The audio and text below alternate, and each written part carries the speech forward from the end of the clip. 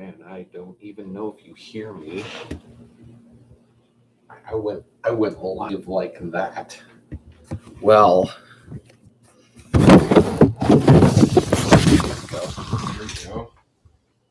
here we go. I've got me a bad Larry right here, you guys.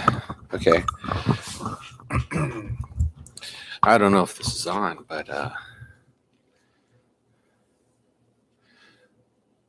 right now, here we go.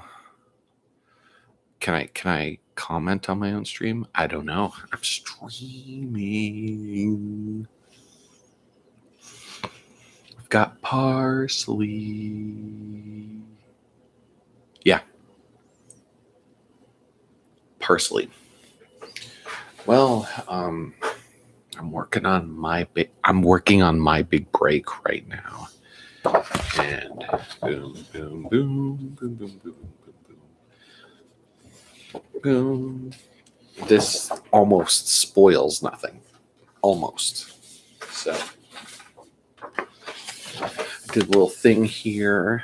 I get a note from Kyle Bennett where he says, "Oh, change the hand to be like this," and I do. And I send it to him.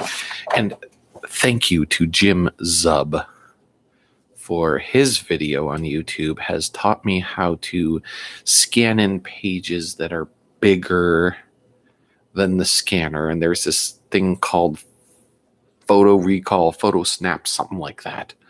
And it brings it together. I scan it in half. I scan this side, then I scan this side. And now it's magic because Kyle can take that image, and now we used to have a hard time communicating what he wanted out of the pages. But now he can let me know exactly what he wants out of the pages. So he drew a little thing. I haven't done it yet, but he drew a little thing for the legs. So now I can do it. That's really cool. So many thanks to Jim Zub. Check out the Samurai Jack comics, Dungeons and Dragon comics. Check out jimzub.com. He was really cool to do that information. He's an art educator himself. He teaches, I think, video game character design at Seneca College, some Canadian thing. He's Canadian, but we forgive him because he's giving out great information. By the way, if you want to know anything about comic books, you should go to jimzub.com. And he has almost anything you want to know about comic books, he has it there. He even broke down the financials of both Wayward and Skull Kickers. God bless Skull Kickers. And it's there. So just letting you all know. Does it get louder when I get here? Can you hear me from over here? I don't know. I'll find out. All right. So here's what a finished page looks like. All right. So here's what a not finished page looks like. We have what happens is I draw it in this blue line pencil. It's non-photo blue pencil.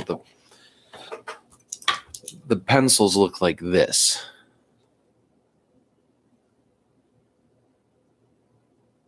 They look like this, and they're called non-photo blue pencils.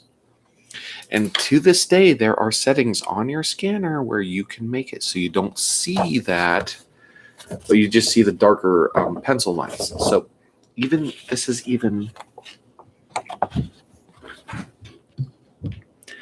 special comic book paper.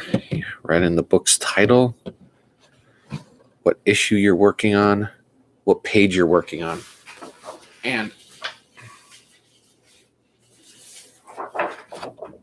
the whole page, Kyle doesn't know I worked ahead on this right now, but the whole page just looks like this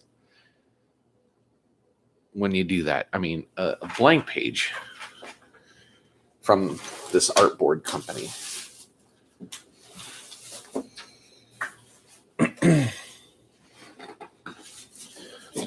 What you have is you have a page that looks like this. See? Corners are there. Everything's there. And then the page looks like this. That's when I pencil it and all that jazz.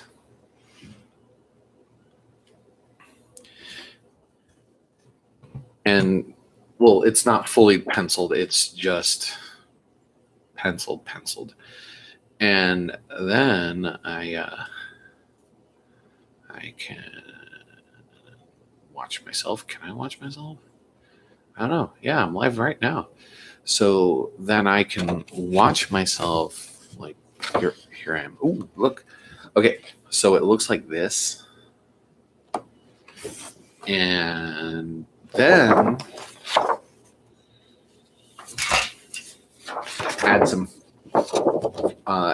get some editorial input, and then it looks like this. Like, I've got work to do.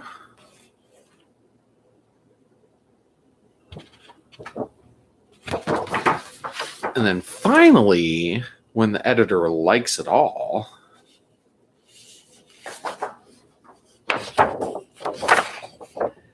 you get the final pencil page. See?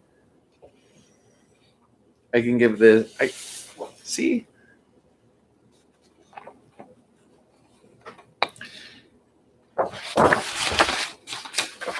And I can give those to Kyle, and he's ready to just ink them and color them and make them look pretty and all that jazz. So, all right. So, as you might have noticed, that's issue 7 of My Big Break. We're deep into production right now. I'm here to also announce that the beginning of next year, this coming winter, is going to be the start of something out of San Francisco called Freaky Magazine. And I have a 4-page sci-fi story in that. So be on the lookout for Freaky Magazine. Has a cover, has editorial support by Andrew Goldfarb, who is also known as the Slow Poisoner. He is great. I love that guy too. Love Phil Haldeman. If you love The Room, if you love Tommy Wiseau and all that disaster artist stuff, please check out My Big Break. These excellent pencils. And of course, I'm running Fred the Mustard Packet. Okay, here's a little piece of process. See, every process of everything's a little different. So I clearly run Fred the Mustard Packet differently. So what I do is I do it the EC Comics way. I letter it, write it, lay it out. I pencil it. Then I bust out the light box and I ink it. Sometimes I don't always spot the blacks. I'll do that I'll do that digitally. I'll color it after I spot the blacks. And then I upload it on Webtoons. Now,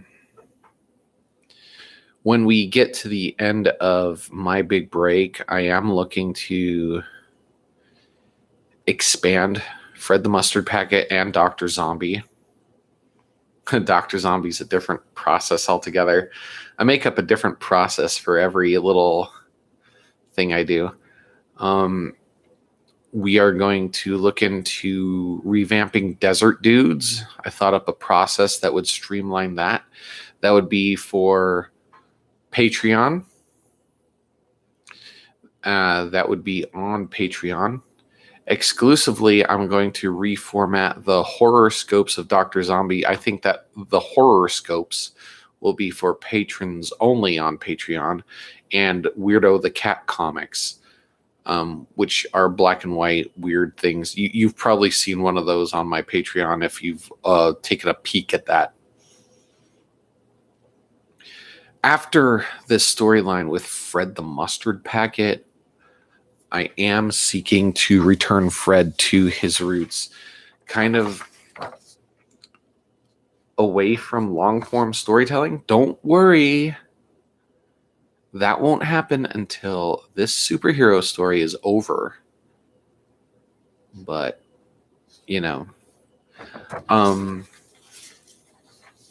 most of my comics collecting over the years of being a child has been like things like The Far Side or Big Nate. Well, Big Nate is now books now. I get it, but Big Nate used to be just a comic strip, and things like Calvin and Hobbes and Charlie Brown and all that kind of stuff. So having like kind of like the gag per page idea for Fred just seems right. After this derpy superhero story, I'm going to be returning Fred to that mode. And I still don't know if you hear me. I will find out. Okay. Anyway, there you go, ladies and gentlemen. This is me live streaming. And now this is me ending a live stream.